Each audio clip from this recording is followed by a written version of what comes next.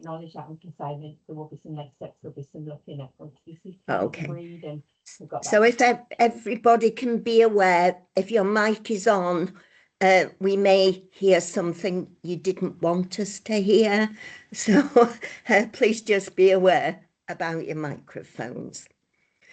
So we've started recording. I do want to say to everyone a very warm welcome from myself. I'm Dr. Jean Davis, and I have the absolute privilege of being the chair of ABPN, the Association of British Paediatric Nurses, because I can see our president of ABPN on the screen, Professor Bernie Carter, known as Bernie to her friends and ABPN members. So welcome very to you too, Bernie. I'm just admitting people into our webinar, so do excuse me, as I said, if I look a bit distracted. Do you want to say something, Bernie? Do you want me to do the admitting, and that way you've only got one thing to concentrate on? Oh, that would be terrific. Thank you. Teamwork makes the dream work, doesn't it? Thank you. That's lovely. So I can see lots of really friendly and esteemed faces on the call. It's a real pleasure that you've been able to join us. As we have said, the webinar is to explore and describe the great work that's been done in relation to the role, very valuable role, of the nursing associate. So we have some really great guest speakers with us this afternoon, and I think it would be really great if they could introduce themselves. So I'm going to go, first of all, to Rebecca, known as Bex Daniels. So would you like to speak first and then introduce everybody else as we go along? Thank you. Yeah, do you want me to? Okay, yeah. So yes. Hi, welcome everybody. So Rebecca Daniels, I'm the chair of the CCN network with the QICN, and here presenting around our work that we've done in the community in East London for the nursing associate. Do you want me to introduce everyone else now or just go through with my slides? Yeah, so Fiona, do you want to go next? Hi everybody, my name's Fiona Lynch. I'm the Assistant Chief Nurse at Great Ormond Street, looking after workforce. It's so nice to see so many friends of people that I've worked with over the years, and yeah, thank you. And I'll hand over to Kate and Kirsty. Hi, good afternoon everybody. So we're on the call from sunny Yorkshire. I'm Kate and Kirsty, work at Bluebell Wood Children's Hospice. I am the Quality and Education Lead. And I'm Kate, I'm the clinical educator at Bluebell Wood.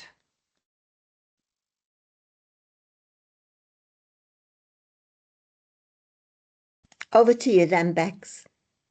Okay, thank you. Fabulous. So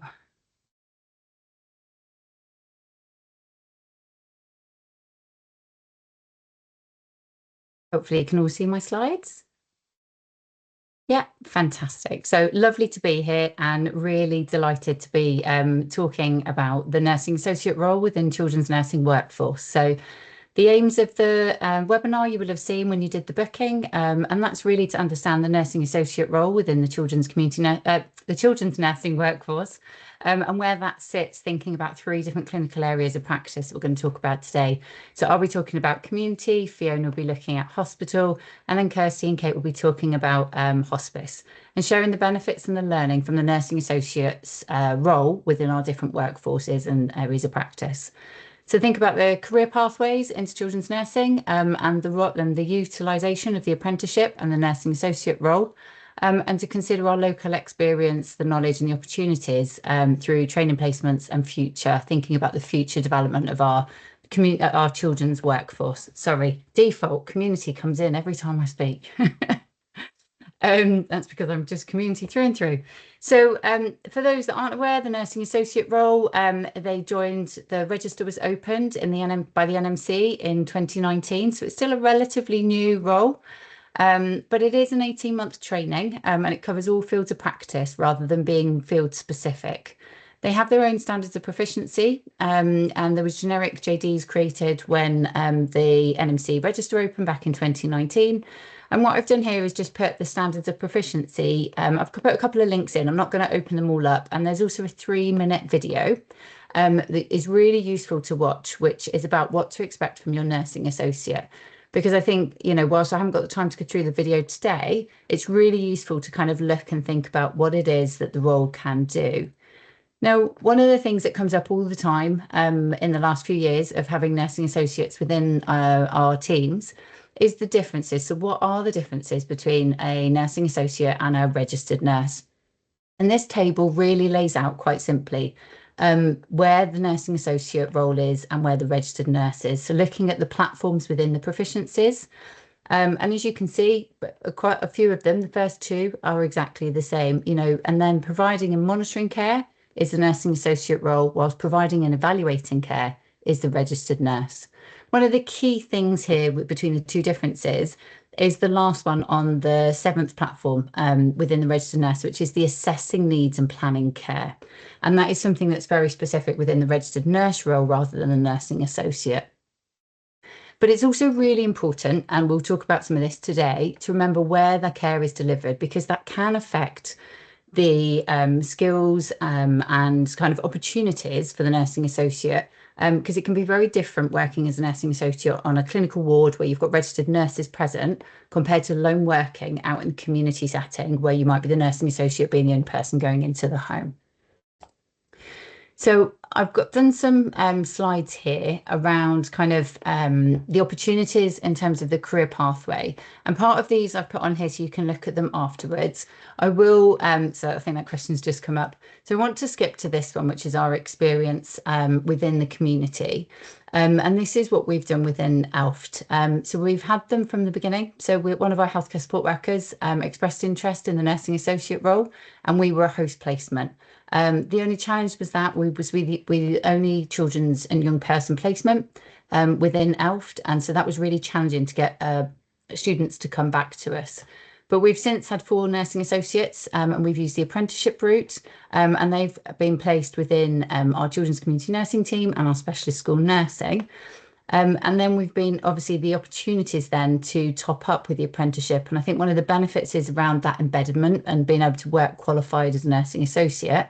But again, our first challenge with our first nursing associate was that there was no children's young persons registered nurse training for them to go on to. So they became an adult nurse rather than a children's nurse. But a lot has changed since. But the reason I'm whizzing through some of those slides is because actually what I've got is I'd really like to welcome Sarah to the conversation and for her to unmute and come along and speak with us, because actually Sarah is one of my workforce and I really want her to share her experience of being a nursing associate. So Sarah, are you there? I am. Hello, everyone. Hi, Sarah. Would you like to introduce yourself, talk to us about where you're currently working and share with everybody the background into your journey to becoming a nursing associate? Yeah, so I currently work in the community children nursing team, and I started my journey, I would say, back in 2000 and maybe something like 5, where I took up a job working in a specialist school, and I did that for a number of years, and I become interested in mental health, first of all, because a lot of the children I worked with had additional needs, associated behaviour and autism. And every time they were referred to CAMHS, they were always rejected back then and put under an umbrella that it was because they were non-verbal and they were just frustrated that they couldn't communicate their wants and needs. So I become quite interested in mental health. And so I left working in a specialist school and got a job on an inpatient mental health ward. The hospital catered for young children and adults, so it's a hospital for mixed. And I started as a social therapist, so like a HCA, and I worked my way up to be a recovery worker. And I really enjoyed like the therapeutic relationships that we had to build and the nursing role. And then that's when the opportunity of the nurse associate came along, and it was really, really new. So I applied and lucky enough, I was accepted and seconded whilst working on the ward to become a nurse associate. And during that nurse associate training, I did a placement with the community nursing team, and it took me back to working when I used to work in a school, and I realised that I really missed working with children and young people. So I was quite fortunate enough that a job, once I qualified, came available with the community nursing team, and they advertised and I applied, and when I qualified as a nurse associate, I got the job working with the children community nursing team, going back to my original roots when I used to work in the school. So that's how I got into it. Brilliant, thank you. And so what would you say are the benefits and both the benefits and the challenges of working as a nursing associate? So the benefits of working as a nursing associate, it allows you, it strengthens your confidence, like in areas of things as like just making a decision, being confident to make a decision. Also medicine management, being able to communicate with your documentation. And also I think one of the positives of working is you learned to recognize when someone's deteriorating and when to escalate. And that's like a key thing that you can recognize, and you really can make a difference and help staff by saying, look, I know this person's deteriorating because I learned this on my course, and I can see, you know, from looking at the Pew's chart or the news chart, these like levels have changed. So that's one of the benefits. But I feel like one of the disadvantages is different roles and where you work not understanding exactly what a nursing associate role involves. And that's what I found very difficult. Even when I went on placements as a nurse associate, they didn't know what your role was, because it's so different. And yes, you get a pin, and it's so different from when you work on an inpatient ward, because when I worked on a mental health ward, nurse associates could shift coordinate, whereas when you work in a community setting, you heavily rely on your band sixes because you are a lone worker, so you wouldn't shift coordinate. But that's the barrier that I found there was a real misunderstanding of what the nurse associate role actually involved.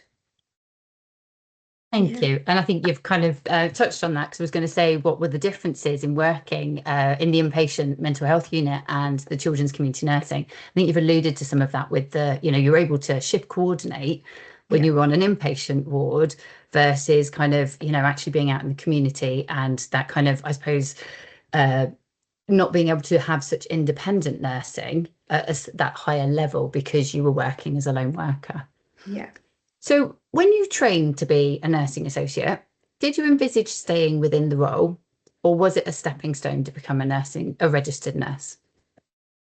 When I applied, I did want to top up. I did.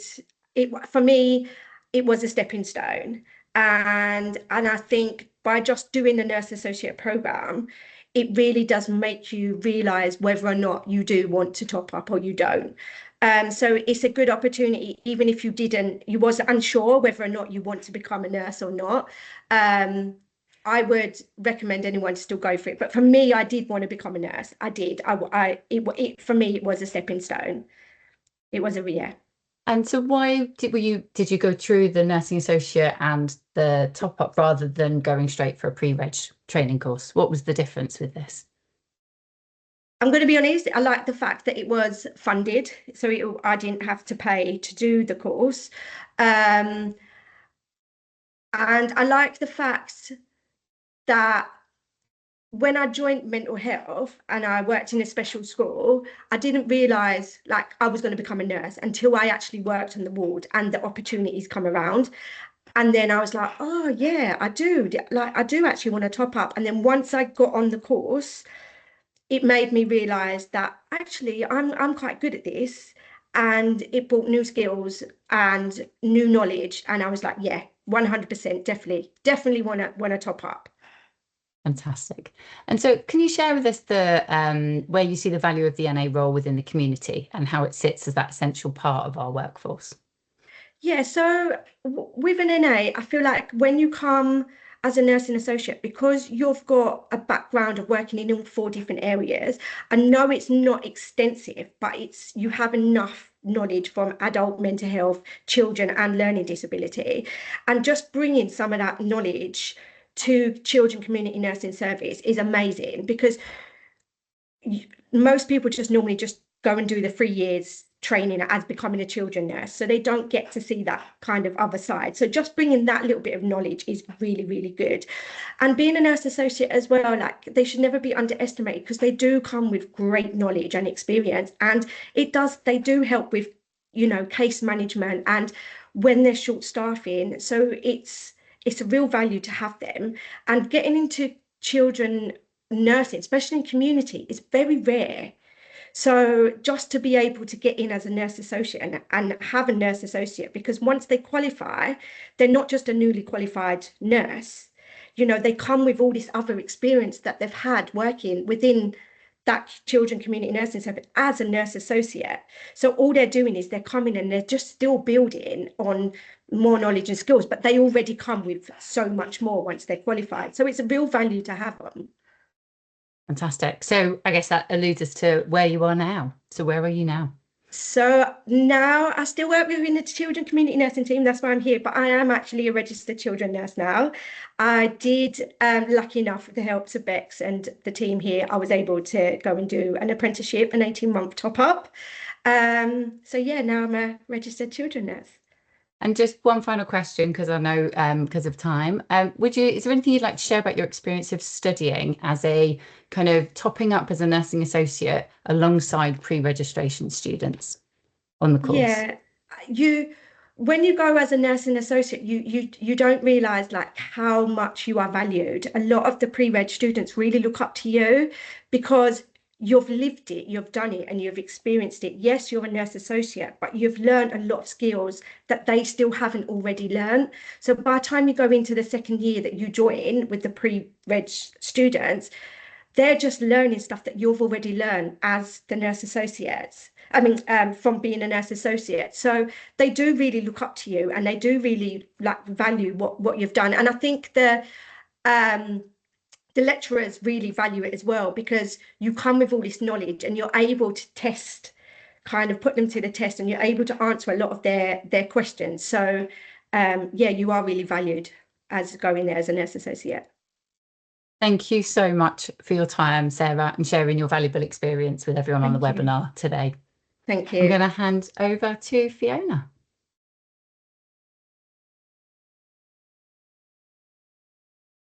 Oh, how do you follow Sarah? You've made it really difficult for me. Thank you so much, Sarah. That was inspirational. So I'm going to talk to you about the role of the baby, children and young persons nurse associate through the lens of a hospital setting. And just really quickly, I'm sure you know about us at GOSH, but GOSH was opened over 100 and odd years ago, and we've got 400 inpatient beds, but we see a significant number of outpatient children as well, so over 250,000 per year. We've got in total about 6,000 staff, just a bit less than that now. And of that, the nursing workforce is the largest, of almost 1,700 nurses. And our nurse associate colleagues make up about 1%, so really small numbers. And I think this is a really valuable time for us to be talking about the amazing role of our nurse associates. So a little bit like Bex, what I did, either I went out and spoke to our nurse associates or I emailed them. And what I'm going to hopefully share with you is not my voice, but is our nurse associate voices as well. So in relation to where they work in a variety of different areas within GOSH, including research, our outpatients department, our respiratory wards, particularly our respiratory wards, have a large number of nurse associates working there, but also in plastic surgery and our international and private patient teams as well. So spread quite wide throughout the hospital setting, including our outpatient teams as well. So like this conversation that you just heard with Bex and Sarah, I asked our GOSH nurse associates to tell us a little bit about what they did. And I think really key, and this is a thread that I think you'll hear from the 3 presentations that you're going to hear in a variety of settings, is that our nurse associates are really highly valued team members. And like Sarah described, their role is around the monitoring and assessment of patients. And they told me about how important it was, their role in monitoring that clinical assessment, particularly in relation to, as we've already alluded to, that relationship that they build with the child and their family may mean that actually they're some of the that ability to recognise really early a child that may be deteriorating. It was really key, the nurse associate role, with communicating with families and children and the relationships that they build, and how important it was to share that their role is around that compassionate update that they provide to families and the children throughout their care. They told me about their collaborative multidisciplinary working, how they're seen as central to the team, but they also recognised their responsibility as a professional, a registered professional, in assuring that they maintain the standards of monitoring and maintain their standards around documentation, and are key also to providing patient safety at all times. Like the conversation we just had with Sarah, I asked them what made them come into the role of a nursing associate pathway. And they talked about actually how they saw it as a really clear career progression opportunity, that the pathway for an NA provides advancement, particularly as a number came in through a healthcare support worker role, but also it was that opportunity, and we have to be really realistic, that opportunity to earn whilst they were learning. We've talked a lot about actually how the hands-on experience, how beneficial that is, but that ability to also earn when you're learning was a real attractive component to becoming a nurse associate. And a number of them talked about actually how they were inspired by paediatric care. So it may be that they were already working in the field of child health as a healthcare support worker or a healthcare assistant. And then the opportunity then to progress through the nursing associate role became a really key component to that development of that role. And actually that the nurse associate they saw as a step to increase their responsibility and be much more involved in decision making as well. So a real pathway opportunity. I also asked them what was their rewarding aspects of being a nurse associate, and they talked about, again, that embedding of that continuity of patient care, that they really saw how their role was pivotal in creating meaning relationships with both the children and their family. And actually they could often be the continuum of that care because they weren't being pulled to then undertake other aspects of the role that an RN may, such as taking charge of a department or being part of a team leadership role. So they could really focus on delivery of patient care. They also found it incredibly rewarding to be part of that clinical judgment, particularly as their skills developed. But actually being part of a team and being recognised and rewarded was seen as a really key component to that what they enjoyed about their role. As well as actually being a nurse associate, particularly being a registered practitioner, gave them opportunities to grow, not only growing within their learning, but also as a reflective practitioner as well, and to continue to develop their skills. I asked them a little bit more about, could they tell me more about their insights that they wanted to share and where they saw their professional growth. And they talked about their scope of practice and particularly how they saw their role as pivotal to patient safety. So pivotal to developing and delivering high quality care, not only to the children, but also to their family, but as they were key, recognizing the safety components to their role. They could really see how their communication skills and how those skills empowered them as nurse associates. And we talked a little bit, and Sarah identified this, about how they became really key in being able to recognise deteriorating patient. And a number of the nurse associates that I worked with spoke about some of that examples of that, and actually how they were key in speaking up and being courageous and saying, I think there's something wrong. And again, they talked about their accountability as professionals and really recognised their role in ensuring that they were part of that communication with the wider team, and actually the importance of documentation, for example. And that value and recognition came up a number of occasions when I spoke to them and what they recorded, and they reported to me as well. I think what we also recognise, and what the NAs recognised, is actually there's still more work to be done. They recognise that there is where their role and the scope of practice is, but as Sarah also talked about, actually sharing that profile with others and being really clear on what their scope is, both where their scope lies, where their scope can be extended, but actually where the limitations and their boundaries within their scope is. And I think one of the things that I heard really clearly from our NAs is about how that structured career progression becomes really important. If we've got our NAs as a teams, it's really then important to think about, well, how do we keep them, particularly if opportunities to progress into NA roles may not exist. And a really fantastic example I saw of that was our colleagues that work in our respiratory wards, who are looking after, ventilated children who are stable, but long-term ventilated children, being able to access academic courses like the HDU course, and not being limited by a job title, but actually being encouraged and supported to progress in their education further.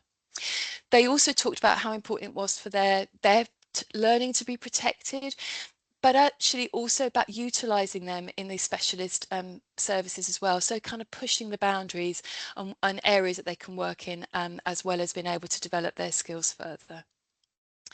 I just wanted to finish on some final words, and this was shared with me by one of our nurse associates, who said, in particular for us to think about in the hospital setting, that they would really like to see GOSH develop the nurse associate role as a respected and clearly defined, well supported part of the paediatric nursing workforce, recognising that how the NA role collaborates and complements the NR role rather than being seen as a substitute to that role, and therefore to ensure that the role can grow and is seen as a opportunity and as a retention within the organisation.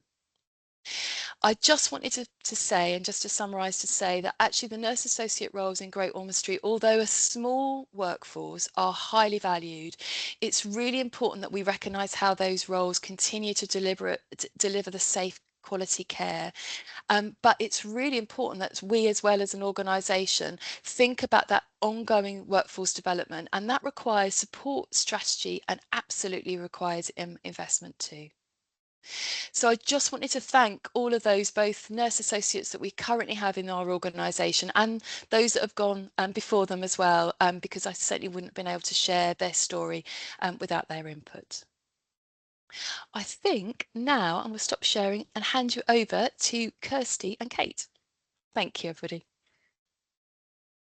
Hi, everybody. Yeah, thank you, Fiona. Kate and I are just going to sort our slides out and then we'll begin.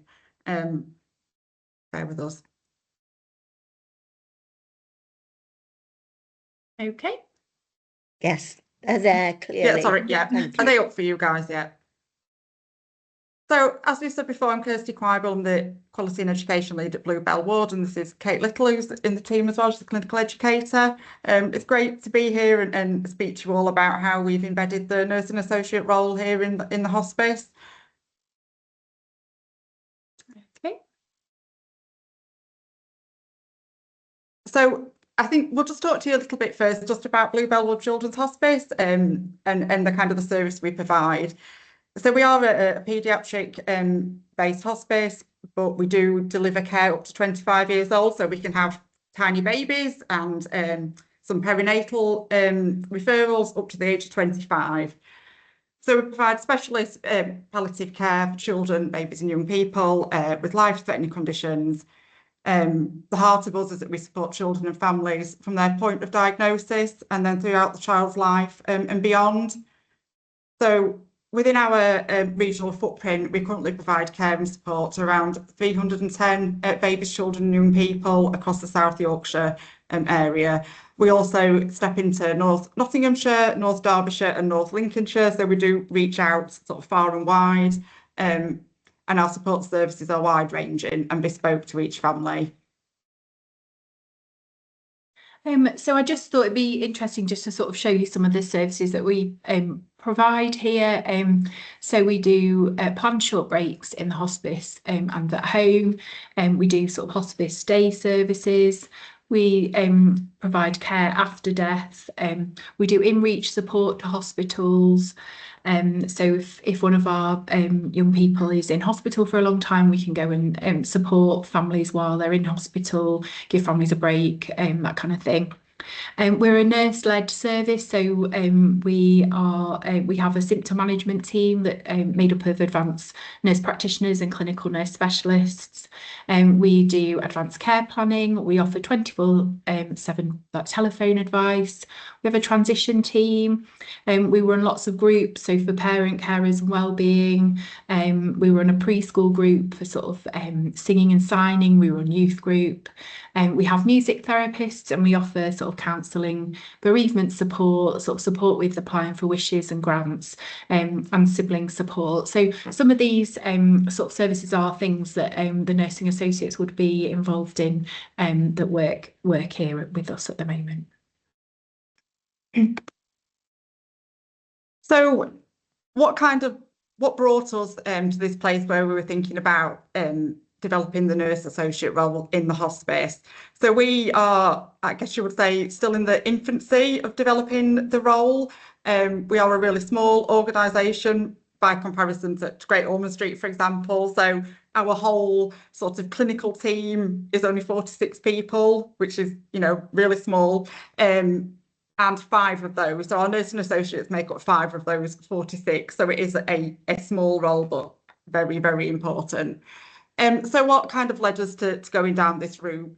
So a few years back in 2022, we had a period of temporary closure, mainly due to the challenges we had around staffing and staff shortages and recruitment. Around that time, we implemented a new strategy to try and ensure sustainability and continued care as part of this work. And as part of this kind of strategy, we looked at sort of restructuring our clinical offer. So as Kate touched upon, we are a nurse-led service, which makes us really unique, and we're really, you know, happy to shout about that we're a nurse-led service. And part of this sort of shift in the way we're thinking about staffing and workforce was introducing the role of the nursing associate within our care team. So we worked really hard upon sort of thinking about and developing a clear pathway for career progression. So staff can join the organisation as a level 1 support worker, which would be in the NHS would be equivalent of a band 3. And when opportunity allows for that, they could apply to do the student nurse associate training. So our very first student nurse associate qualified in March 2025, last year, so nearly a year. And we currently have another member of our team that is on the course. She started not long before Christmas. And we've also got 4 qualified nursing associates that came to us from elsewhere, which is wonderful. Just while we're talking about workforce, I think a really important consideration for us as a hospice is that we are a charity, we're a non-statutory service, and because of that we have very limited government funding, and kind of the only way we were able to support the training for our SNAs was through the apprenticeship levy from one of our local hospitals. So we have all these, you know, we had this plan on paper of how we wanted to do this and how vital we thought the NAs were going to be, but behind that was our considerations as the charity and how we were going to fund that. So Emily, who is our has been really kind. She's our first sort of homegrown, I suppose, nursing associate. So Emily joined Bluebell Wood as a level 1 support worker, and she successfully applied for the student nursing associate role, and she qualified in March 2025. So these next few slides that we're going to share are sort of from Emily's perspective. So she sort of sent this information for for us to share with you all, and her contribution is really valuable to our discussion. And Emily has been incredibly patient throughout the whole process, because we were sort of learning together, really. Yeah, definitely. Yeah, and it sort of helped how we've sort of shaped the role for ongoing students and things. So I'm going to we'll just read them from Emily's perspective. So from my perspective, introducing SNA and NA roles into a children's service can bring a huge amount of value. The breadth of experience the role offers across all fields of nursing is something organisations should welcome. It is important to view the NA role as meaningful and beneficial, not simply as a stopgap in the workforce.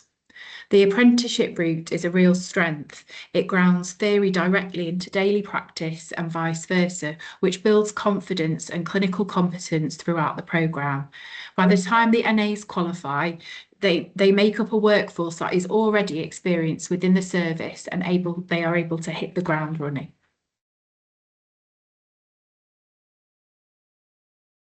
So yeah, so it's great. So Emily, as Kate's kind of touched upon, Emily's been really pivotal in her feedback, has really helped us shape, I think, how we're supporting our student NA at the moment, isn't she? So we're really grateful for Emily's input.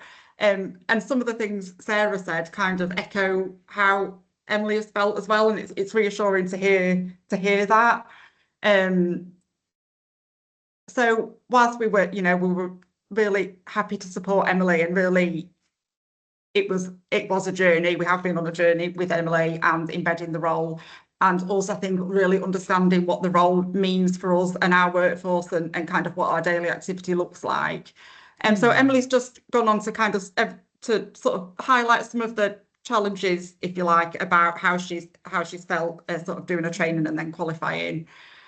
So she felt one thing that I think makes a big difference is clearly defining what the role will look like before implementation, the responsibilities, expectations, and how it fits in with the wider team.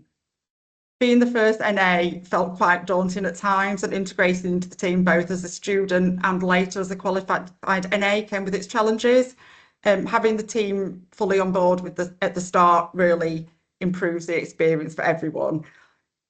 And I think that just really echoes that it was new to all of us. I think we now, sort of 2 years down the line, really understand more what we want that role to look like. And we're looking at with the NA role, you can kind of make that quite unique to your own clinical area.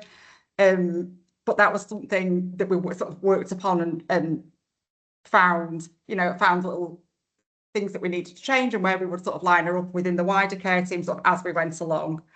But we've supported her along the way with that, and as I said, she's been really pivotal in kind of how we have made the role look now, isn't she, and how we're supporting Ella on her course at the moment. And I'd say, just to carry on from that I suppose we had to do, we worked hard to sort of educate our existing team about the role of the NA, and this work is ongoing, really, I suppose, as it evolves. But we did that table that Rebecca shared at the beginning with the differences between the roles. We've had to sort of really reiterate that a few times. And some of our care team have worked in the acute trust and probably have experienced the role and what the role can look like sort of in previous jobs. But also we had a lot of members of the team that didn't really know what the role of the NA was. So it has been a rocky road, but we're really kind of getting there with it now, aren't we? So Emily sort of has gone on to say that there is a lack of sort of clear definition from the NMC about the scope of the NA role. This can work in favour of services because it allows that flexibility, but it can also mean that people in the role end up with unlimited or unclear responsibilities. So it's important that services are setting their own boundaries for the role that are clear, reasonable and safe, and that there's not advantage isn't taken of that sort of flexibility. And honesty is also key when it comes to routes and opportunities. So if a service can support progression, that's brilliant, but also if not, being open about that helps manage expectations. So I suppose we have had sort of questions. I suppose is it a new role about sort of scope of practice and setting sort of a clear boundary between the role of the nursing associate and then the qualified nurse. So that, you know, that has been something that's been challenging and along the way. Do you want to just Yeah, so just Kate's just touched on some of the kind of challenges we've had in thinking about Emily or other NAs wanting to do the top up to the RN. And again, for us, being non-statutory and having limited sort of government funding is something we've really had to think about. So Emily, at the moment, or any of our other NAs, we are probably in this next financial year unable to support them to do their top up. But what's been the most important thing about that is being open and honest about it. And we have done that. And what's important coming from that is about really kind of strengthening the role in itself and just kind of highlighting how, you know, how vital the NA role in itself is. It doesn't have to be a path towards being a registered nurse, which, you know, like for Sarah, that's obviously what a lot of SNAs want, but we're really working really hard to kind of stress how important and how vital to our workforce it is, the NA in itself, whilst also managing the expectations, which can be really tricky. And then this is the sort of the final slide from Emily. So it says, in children's nursing specifically, I believe NAs can offer a lot. Many come with backgrounds in adult, learning disability or mental health settings, which is incredibly valuable given how common learning disability, sensory regulation needs and mental health challenges are for young people. The flexibility and adaptability within the NA workforce is a real asset that deserves to be valued. And Emily came to us with like a breadth of learning disabilities knowledge, didn't she? She'd worked in a special school, similar to Sarah actually, yeah. Her background. So she had so much to bring to us. So what next for us at Bluebell? So we've touched upon, we're continuing to develop the role of our NAs and within the organisation. We work really closely with our NAs and help shape their role and embed it into our team. It's an ongoing project that we're continually reflecting upon and learning from. We do deliver a fully nurse-led service in the hospice. We hope in the future that we'll be able to support staff to complete the top-ups. That is absolutely our aim. You know, we really want to give them the opportunity to progress and develop their future career and hopefully to stay with us. We're also... other opportunities for us organisationally have kind of come from this as well, and we've really had lots of opportunities with our local university who does the NA training, so it's the University of Sheffield, and we now have a fantastic relationship with them, and Kate goes in regularly to do palliative care training for the students, and we welcome lots of other students from the course here on placement as well, don't we? Yeah. Yeah, and I think as a result of that work, sort of it raises the awareness about the hospice and the services that we can offer. So as that's sometimes a barrier to people accessing the hospice, it's great having that people knowing more about it as well. Thank you, everybody. That was a whistle-stop tour of NAs in the hospice, but thank you for having us and letting us talk to you about our journey. And I think Jean would like us to open the floor up to any comments, if anybody would like to raise any comments for any of us. Thank you, Kirsty. Yes, we've got a hand up. Suzanne, please come in with your question. Hi, good afternoon, everyone. Thank you very much. I'm Suzanne. I'm one of the Assistant Directors of Nursing at Children's Health Ireland here in Dublin. So we have a very different setup. So I'm really interested to hear about your experience because it's something that we're very keen and interested in. I have a couple of questions, I suppose, and one is around, is the role of the nurse associated recognised under the NMC? And you've got a code of conduct and that governance structure, is that? Yes. Yeah, that's correct. Okay. They're registered practitioners and there's an NMC register. They've got their own register on the NMC that was opened in 2019. So they've got their own standard of proficiencies as well. Great, thank you. And secondly, just from a parent's perspective, I suppose, do you know more than any other role, I suppose, how has it been, you know, with parents and families, their understanding of the role? And do you still have the role of a healthcare assistant? And how the roles, I suppose, overlap, or do they? Sorry, it's a bit of a woolly question. So I was going to say, I don't know who wants to answer that, because I think that's probably different in different Yeah. settings, isn't Shall it? I make a start and then Yeah. hand over? And it might be Sorry, useful to hear Hi, from Suzanne. Sarah. That's all Yeah. right. Yeah. So thanks, Suzanne. So yes, we do have our healthcare support workers. The role does differ in comparison to our NAs, and I suppose that the two key things are around, as you looked at that slide that Bex showed about the kind of level of responsibility. And there, I suppose, in the same way that the NA role, there will be aspects of a role that the NA does, that a registered nurse does, that there'll be aspects of the role that a healthcare support worker does, and an NA would do, and a registered nurse will do. So there's still that. I suppose the biggest difference will be particularly around the fact that our NAs are registered, whereas as you know, a healthcare support worker wouldn't be registered. And it's that level of both monitoring, accountability, and then the differences in relation to administration of medications. So there are differences, and it is a continuum, but certainly I suppose they're the key differences that I would see in our organisation.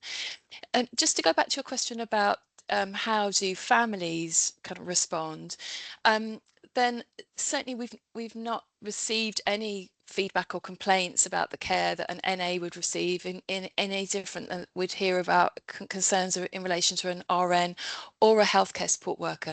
But I suppose it's really important, isn't it, how we support our teams to feel confident, to have those discussions, to be able to explain what their role is and how it differs from an RN, how it differs from a healthcare assistant. The uniforms are different, so there's an obvious difference in relation to the uniforms that they're wearing, and their job titles are really clear. So it's not either that we're hiding anything. And I suppose, Suzanne, it reminds me a little bit of my role that I had as an advanced practitioner. We're often quite worried about individuals and how they may judge you in relation to what your job title is. What families and what children see is somebody who comes in who is confident, who is kind, who is compassionate, and the way that they approach them, that's what they build the trust on, not necessarily what a job title says. But I'll hand over to both Becky and Katie and Kirsty, because it'd be interesting to hear what their perspective is too. Yeah, and I think, you know, and I'll bring Sarah in, sorry, putting Sarah on the spot, but I think we've not had anything from parents at all, have we, in terms of difference of role? And I guess in the community, we don't wear uniform. Well, we have a type of uniform, but we're the same, but your name badges would be different. But I mean, Sarah gets amazing feedback, probably gets more feedback than we do as registered nurses. So I think that says something about how much families value her. But Sarah, is there anything you would want to add in?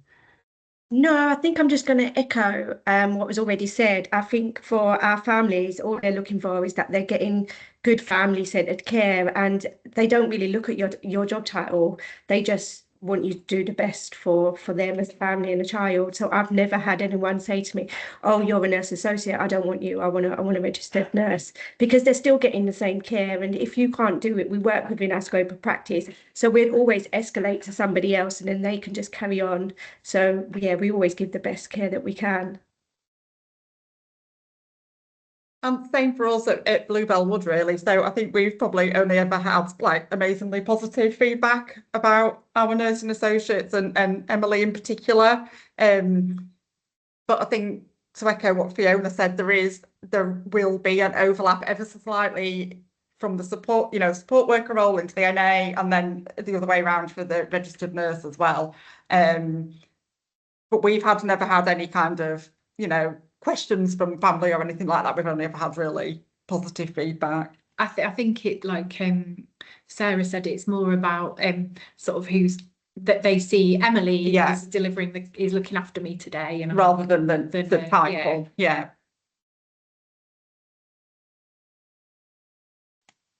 Thank you. Thank you for all those responses. Wendy, you would like to come in now, wouldn't you?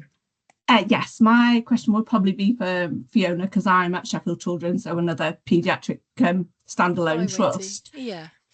I'm interested in, if you plan on expanding your sort of workforce, does that have to currently come from existing establishments? We're just trying to do a business case to expand our nursing associate workforce, and looking at how we could perhaps think about funding it centrally rather than having to come out of an individual ward establishment, because we have some resistance from our current managers of letting that band 5 role go to a 4, and sort of, just wondering about how you're kind of managing expectations around that. Yeah, I mean, it does currently come from the nursing establishment, and I suppose if I reflect on where we might have been a few years ago, where we had significant vacancy, in comparison to now, and I get the sense that this is what's happening in all certainly hospital-based children's settings, is that the vacancies are not where we were previously. So I think that those kind of discussions about actually who is the best person to deliver the care for the child, versus it being that kind of if it can't be that role, then it has to be another role. And I think our NAs, I don't necessarily have the answer, Wendy, but I think our NAs talked very much about actually we should be seeing this role as complementary. When we think about safe nurse staffing, our tools that we currently use still talk about our registered nurse level, and therefore they don't necessarily account for what an NA role will be within our establishment. But you do often work with a kind of a proviso of X percentage of your nursing establishment will be registered, and then the rest will be unregistered. But we know NAs are registered. So I think it's those discussions that we need to have about actually what is it that your service needs, what do the children and the families need, is that then a complementary role, or is it a role that actually you can see that actually there are huge benefits of bringing an NA in, and therefore that conversion from a 5 to a 4, what does that need to look like? But I suppose the other thing is then thinking about that succession planning, and is this an opportunity for them to create that pathway for nurses coming through as well? But I think we need to recognise that we're in quite a difficult position at the moment, aren't we, from a workforce point of view? So actually, is this an opportunity for us to think differently about what the workforce needs to look like, and particularly that complementary component? And I would imagine, and I don't know that we've got anybody from sort of the workforce teams, but I think we do need to start to think differently about actually how we measure nursing establishment, and thinking about our NAs being a registered workforce, and what does that mean, and not see that as a threat, but see it as an opportunity. I don't think I've answered your question, Wendy, but I suppose that's kind of where we are at the moment as well. I think there isn't a straightforward answer to it. It's that, you know, that there is that encouragement of thinking differently about workforce, and it not being an either or, it being a both, and what actually does the patient group need. Thank you. Thank you. Can we just go to the chat for a moment, please? One of the first questions that got asked was where the webinar could be obtained. So the link to the website where the webinar will be is in the chat. Ligi, you're on the call, aren't you? Do you want to ask your question in person? Yes, thank you. I'm Ligi. I'm one of our senior lecturers in Anglia Ruskin University. We started nursing associate course in 2021, and this is a nursing associate direct entry, not an apprentice. Well, we have apprentice as well, but what I'm speaking about is the direct entry, where they do this 2 years course, which is not funded. The students have to pay for it, and then at the end they get a registration but don't have a jobs to go to, which is, so once they have the registration, they are also in a difficult position that they can't even go back and work as a healthcare assistant, which is very challenging, because they paid for the course and then don't have a job, and even cannot even do the job which they were doing previously. So that's a challenge from the education point of view. We are finding that difficult, because at the end they don't have a job to go to. Thank you. I was Yes, going to say, thank sorry, you. Jane, I think that is Yes, quite Fiona. tricky at the moment, isn't it? Because it's also even registered nurses are coming out of their course and then unable to find newly qualified posts. And I think, you know, sometimes it is about looking, I don't know if they're looking in the community as well as in the hospital settings, but, you know, there are quite a few community posts out there. So, yeah, it's worth thinking about that avenue. Sorry, Jean. I was just Thank going you. to thank you very much, Lucy and Fiona. I was just going to say, and I have put in the chat, that we really need to strongly lobby about this when there are so many nurse vacancies, so many children who are requiring care at home and not able to recruit the carers. So I have actually put in the chat that ABPN will support discussions around this. I think we do need to lobby service providers and our MPs, anybody that will listen. We really need to present a very strong voice on this. The next point to go to, if you don't mind, is a very pertinent question from Sharon, who's asked, are there any support networks for nursing associates? Sarah has partly answered the question, but I wonder, Sharon, if you want to come in and just talk a little bit more about your question, please. Yeah. Hi, sorry, we've got a nursing associate who's recently joined us. She joined us and then she's off on mat leave, bless her heart. But actually, she was an Anglia Ruskin student as well, who's got a full-time post with us. But I'm very aware that because it is a new role and that there's so much around boundaries and, do you know what I mean, setting and that, actually, and she works alone in our team as a nursing associate. She's our only one. And I'm just very aware about how, I mean, we can support her as registered nurses, but it's how actually she gets that peer support and, do you know what I mean, because of all the pertinent issues that there are around, you know, like you say, getting their voices heard and that as well, about is there a way that we can facilitate like a network almost for them for their own learning and development. I just wondered if there was anything out there. Thank you. Who wants to come in, please? Sharon, can I check? Are you in the community? I can't quite see from you. Or Sorry, you... yes, you're sorry, Are yes, you... we're community, yeah. I mean, look at how many people have joined us today. I think we had like 100 people registering. So I think there's a real need, and some of the people who've joined may be NAs as well. And I suppose even just reflecting on our organisation, there's some networking that needs to happen internally as well. But yeah, Sharon, I wonder whether or not Becky and Kate and Kirsty's team, because it may be appropriate for there to be some community of practice that's related to the area that you're working in, as well as the wider NA bit. This is the beginning of something really important, isn't it? And I think the conversation needs to carry on, but I'll stop talking. Thank you. And I think, Sharon, it's because the community brings its own challenges of the NA role, because they're lone working, and you know, and that's what Sarah, you know, we were talking about, wasn't it? And we've had nursing associates in our team that have come from an acute setting. So while Sarah came from an inpatient mental health unit, it was part of the same trust. Whereas one of our other NAs came from a paediatric inpatient ward, and that was really challenging because she was used to doing so much more in that space. And we were kind of saying, well, actually, you can't really do that. And it feels really difficult, doesn't it, Sarah? And that we're kind of saying, because we know that people are competent, but it's about that oversight. But I think the other Sarah, who's up in Newcastle, you know, her CCNs are happy that they're looking to make links. Perhaps this is something that we can reach out and put people in contact with each other.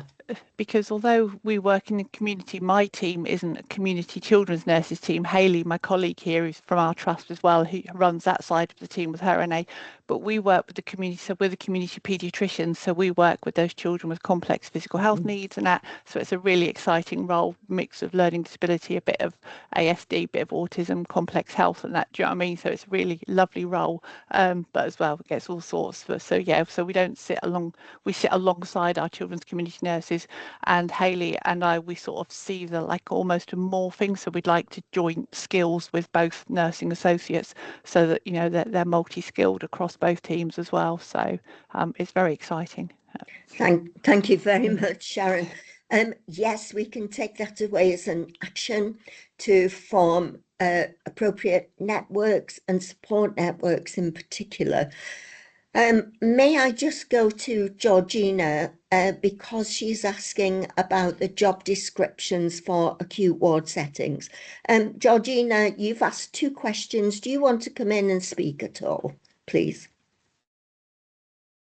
Yeah, it's just it's a question at Warrington as to whether we utilise the nursing associate role is something that I'm keen to do as an educator, but it would obviously be popping a band 5 job on hold while someone did the training and the funding for it.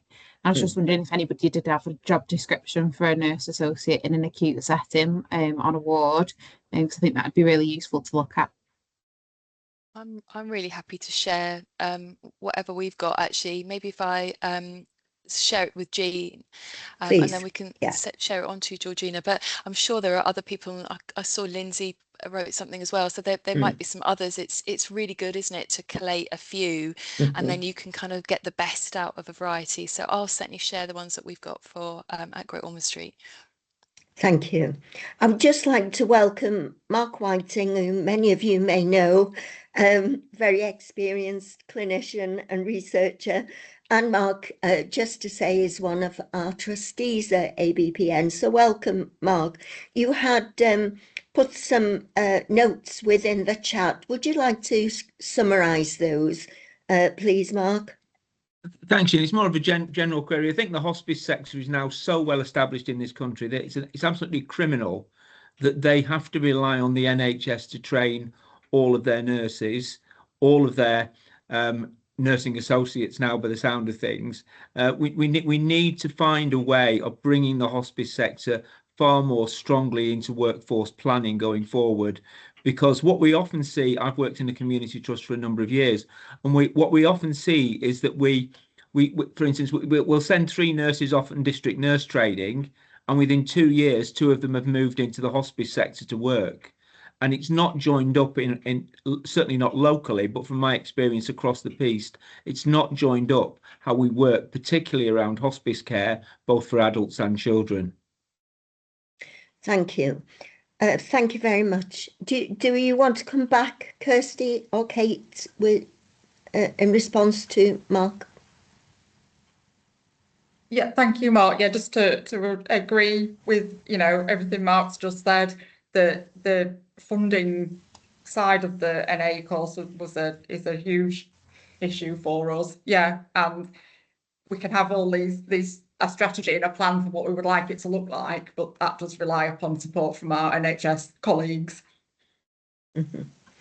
I'm just wondering, having been service manager in the past, and my services certainly would have not have had the high quality that they did have without the support, the funding support from our children's charities, our national children's charities. And I am wondering whether there may be something about speaking to our national children's charities about these roles, and whether they would be warm to the idea of supporting some of these roles with training and with substantive posts.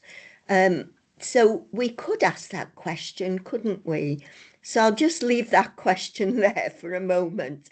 I just want to pick up on Lindsay and is it Joyce C who's put things in the chat just before we close the meeting. So Lindsay, or I'm hoping it is Joyce C. I hope I haven't got that name wrong. Lindsay first, what would you like to say, please? Lindsay Wellman. Hiya. We've got 4 nursing associates qualifying in May, and I'm just trying to kind of look at what that would look like them working in a critical care setting. I understand obviously they can't assess, like they can't do the kind of assessment and planning, but I'm trying to understand what the limitations of the role are, because it seems to be flexed to adapt and fit all the areas that they're able to work in. And so I'm kind of trying to understand how far we can stretch them and what the kind of limitations to their role in an acute care setting is.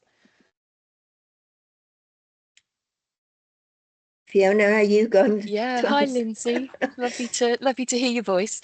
Yeah, I wonder whether or not you want to come and visit.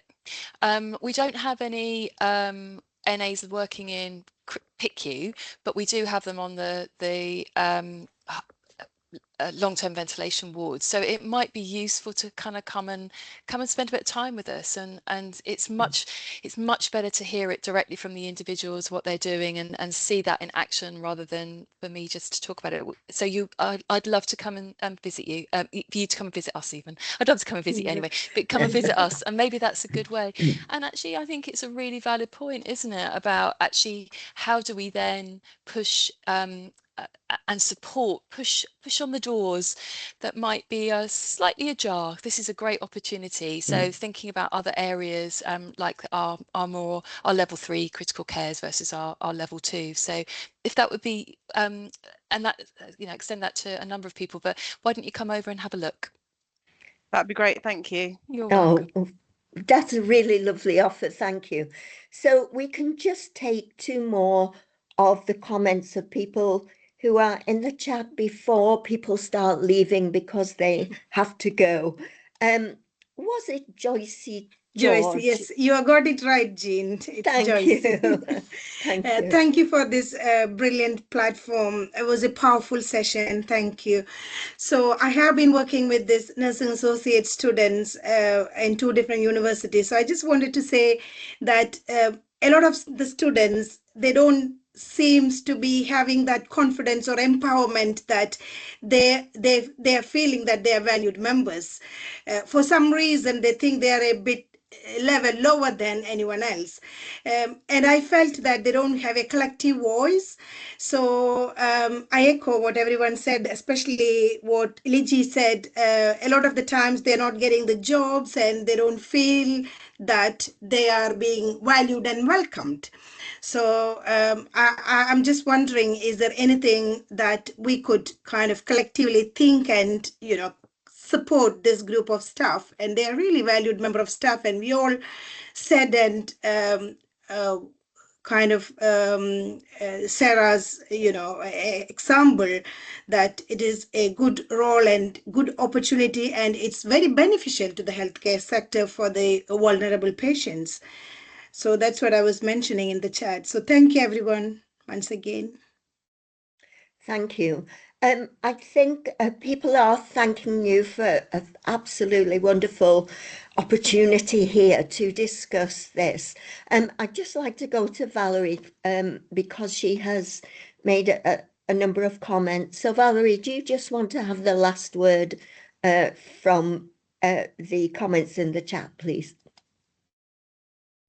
Oh, hi. I'm sorry, I'm making everyone run over quite a bit now. No, it's just an observation I've got, because I've worked with some incredible nursing associates over the last few years. And to be honest, and I've worked in pre-reg nursing education as well, and I would rather my family be looked after in the local trusts and hospitals by a nursing associate than a brand new registered nurse in lots of occasions, and they're just fantastic. Absolutely put my trust in them 100%. They do come with a huge amount of life experience, as your speakers have quite rightly said. They come with a wealth of an abundance. But I think on a whole, they are a potential group of people who are they have got more potential for being exploited than a traditional direct entry student. They are working, they're supporting families. And I feel that potentially the nursing associate role then can be taken potentially by cash-strapped trusts and just use them as very, very overqualified band 4s, using all that experience that they come with. I mean, the programmes I've worked on, they've been rigorous, robust. The education standards have been really high. They come out as very competent practitioners. I'm seeing now, since the role was introduced, we're seeing creep of the role. So they are being used. Some trusts are using registered nursing associates to give IVs or be involved in IV medication. And it's an area I think we need to look at very carefully nationally. I think it's a great idea for bridging the gap, but we should be looking at bridging the gap upwards, not bridging the gap downwards, in my opinion. And I do feel that Potentially, it's a gateway to generic RNs. If we see that we've got very competent practitioners without this is another area that I'm very interested in, you know, field identity and maintaining the role of the children's nurse. But so we have to be very careful in that. But as that part of the wider multidisciplinary team and as part of the nursing team, it's a fantastic role. But I do think we have to be very mindful of the creep of the role, and this is where some of the people on the call are asking for job descriptions and ideas. They vary so much, and they vary between community and different settings. But I've worked with nursing associates across a whole range of settings, so it's very interesting. I think it's something we all need to get our heads together and think about. We do. Thank you, Valerie. That note of caution, the whole idea of this today is to really weigh up the values, the benefits, to point out where this might be difficult for the role holders, the post holders. And what you've been speaking about there, Valerie, about generic registrations, we are exploring that in some depth in the ABPN. So I think we do need to close the webinar now with the customary round of applause for our wonderful speakers.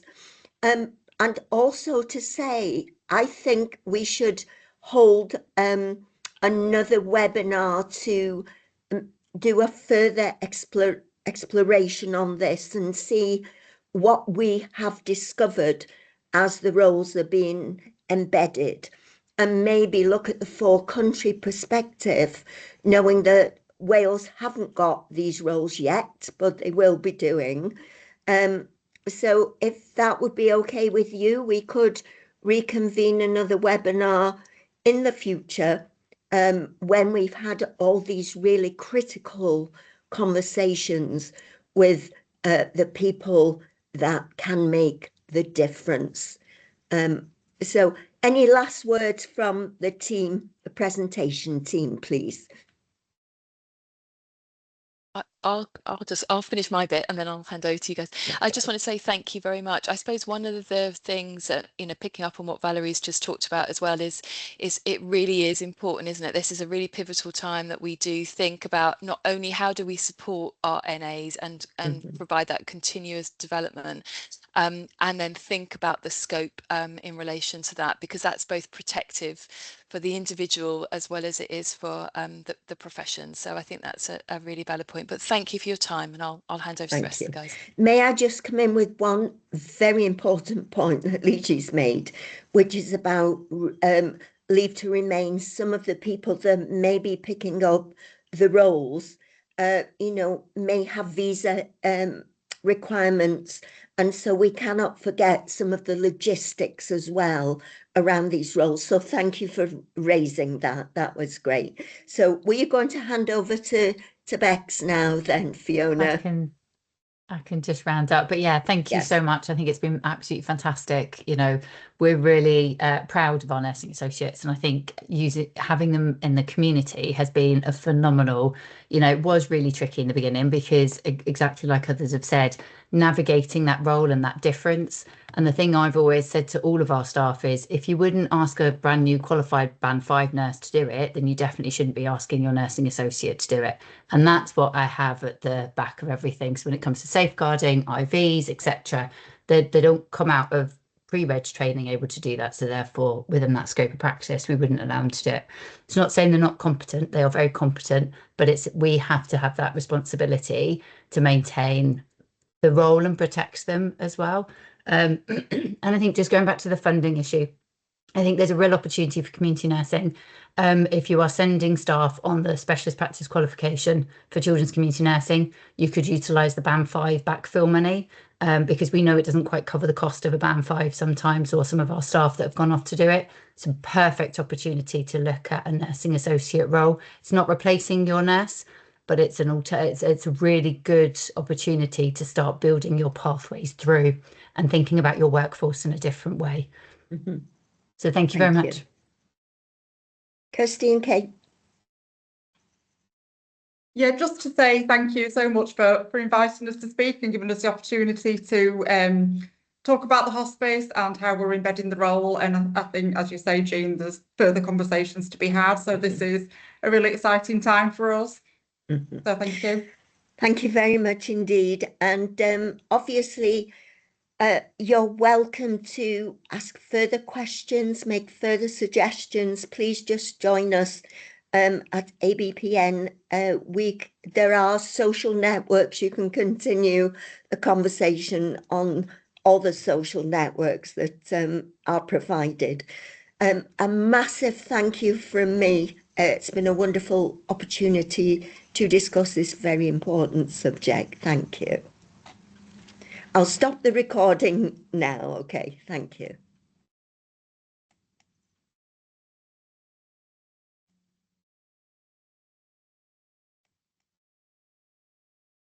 And a final thank you to Sarah. I think she might have gone. Sorry.